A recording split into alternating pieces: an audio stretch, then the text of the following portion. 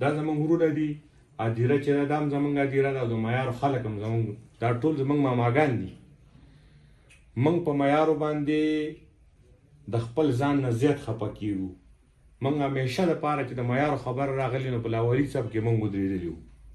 او موږ د ټولو مشرانو شکریا ادا کوو، د فلاحي تنظیم د مشرانو شکریا ادا کوو چې هغوی په دې اهمه کومه ایشو چې وه نو د هغې تدراک وشو، د هغې حل دپاره چې کوم دی نو مستقل طور باندې خبره وشوه. نو هغه موږ لاول لاړو سید الرحمن کور ته لاړو، نظیر ګجر او هغه کسان راوستل او د سید الرحمن کور ته یې بوتلو او یو درناوالی د سید الرحمن وکړو. هغو کومه غلطي کړې وه د دغه د معاف کړه.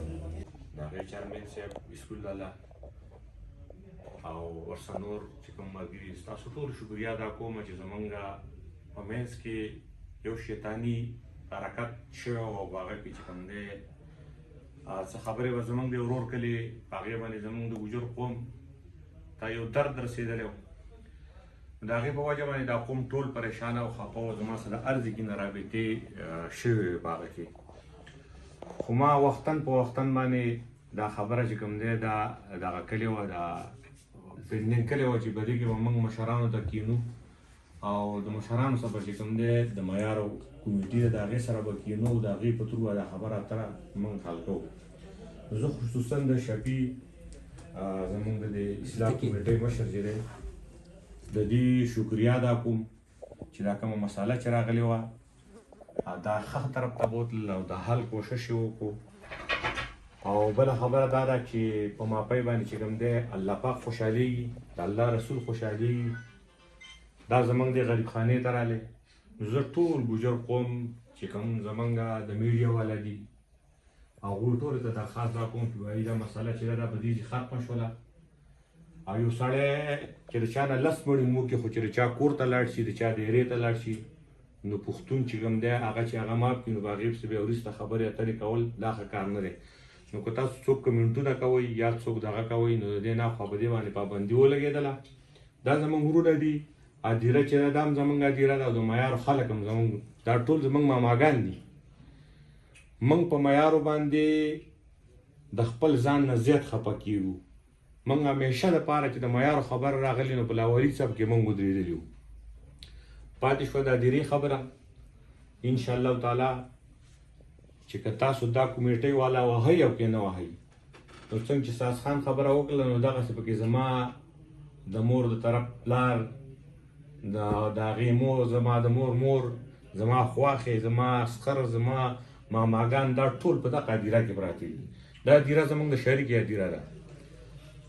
نو انشاءالله تعالی چې په دې باندې به موږ مکمل پابندي لګو، په دې باندې به کینو.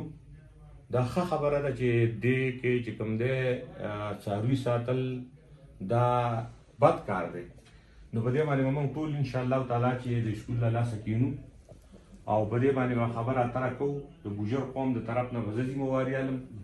خو نور چې کوم خلک دی یاره چې په دغه کې تاشونه کوي، په دغه کې لوډوانې کوي، په دغه کې نور خلک دی هغه بزیې ساتي، ټیک ټاک یې جوړوي، نو دغه چې کوم دی دا به ستاسو ذمهواري. اوس یو درخواست بل چا وکړو نو هغه زه ستاسو د معیارو اصلاح کمیټۍ ته دا درخواست هم وکړم چې په دغه کې یو فارم ولاړ دی او په دغه فارم که تاسو د اصلاح کمیټۍ راولګېږئ او دغه فارم ووهئ.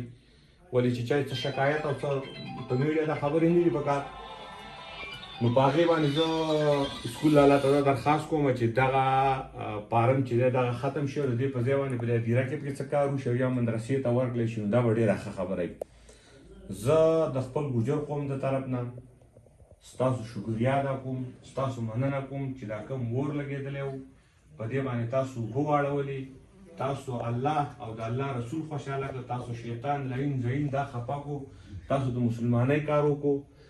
زه ستاسو شکریا ادا کوم. زما سره داسې الفاظ نشته چې زه په هغې باندې زه ستاسو شکریا ادا کوم. د دې عوض چې دی دا د الله څخه ورسه دی. د دې عوض به الله درکوي.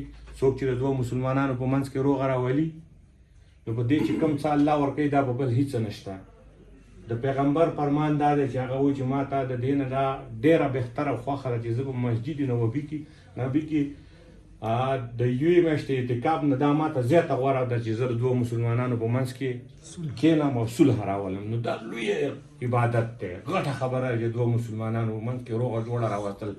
نو تاسو چې نن کم کردار وکړو او کم کار هم وکړو نو د دې به موږ د الله تعالی نه غواړو چې د دې عوض درکړي. او په دې اور مو وواړولې، زه ستاسو شکریا ادا کوم، د الله تعالی نه روغ جوړ غواړم. زمونږ د قوم د طرف نه په کمنټو کې کومه غلطي شوي یا چا زیاتی کړی نو د هغې زه بلکل ستاسو نه معافي غواړم او تاسو په معافۍ الله خوشحالېږي نو تاسو به موږ معاف کوئ. وما علینا الا البلاغ المبین. نور موږ د یو آدم اولاد یو او موږ رونه یو، مسلمان د مسلمان روغ دی. نو موږ دا تنظیم د دې دپاره جوړ کړی دی چې د دوو پرېښیړو په منځ کې اصلاح وشي. نو د دې دواړو په منځ کې موږ د تنظیم یو کردار ادا کړو او الله پکې خپل رضا شامله کړه، د یو غاړې شو او یو بل ته درگذر وکړو. نو دا یو خبره ته کوم چې په دې باندې موږ هم خوشحاله شو او دا ټول خلک او د علاقه په خوشحال چې په علاقه کې امني سکوني چیني بېچیني نه. نو دا یو په دې خبره باندې زه انتهایی خوشحاله شوم چې هغه دیره ده او که دلته دیره ده او که په هر ځای کې دیره ده، د هدیرې تقدس به موږ ساتو. په هغې باندې انسان ته دا اجازت نشته چې ته پرې خپه کېدو. نو حیوان خو پرېږده، نو حیوان خو دغه دی زموږ دپاره خدای پاک پیدا کړی دی، د انسان دپاره پیدا کړی دی. لحاظه دیو دا خبره وکړه چې دغه کې زموږ نیکونه پراته دي او زموږ مشترکات د نور دې خبرې هم شکریا ادا کوم چې دیو زموږ څخه دا خبره یې وکړه او راټول یې کړه او په محبت څخه خلاصه شوه. ډېره مهرباني، ستاسو ډېره شکریه. بسم الله الرحمن الرحیم. زه د خپل طرف نه د دې ګوجر قوم چې څومره مشران دي د ټولو شکریا ادا کوم. په دې کې ملک نسیم ګوجر، په دې کې ساز خان ملک ګوجر، خصوصا د ملک نظیر او د هغې سره چې څومره برادري ده، څومره قوم دی، د هغه ټولو شکریا ادا کوم. ګوجرو کې داسې کسان شته دی چې هغه د اصلاح والا دي، د جرګې والا دي او د امن والا خلک دی. نو دا کومه مسله چې زموږ په منځ کې راغلې وه د غلط فهمۍ په وجه باندې او اکثر ګوجر قوم به دا ویل چې یاره تا ټول ګوجر ټارګېټ کړی دی.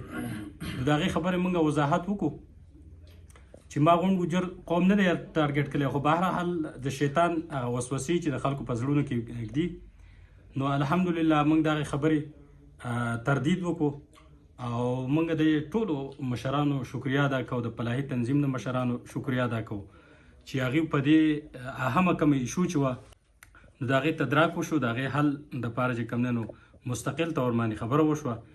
او چې کوم چاته زمونږ په دې وینا باندې دوک درد رسېدلی نو موږ بار بار دا وینا کولو، دوه درې ځله موږ ویډیو کړې ده چې موږ ستاسو نه معافي غواړو او د انسان نه خامخا غلطي کېږي.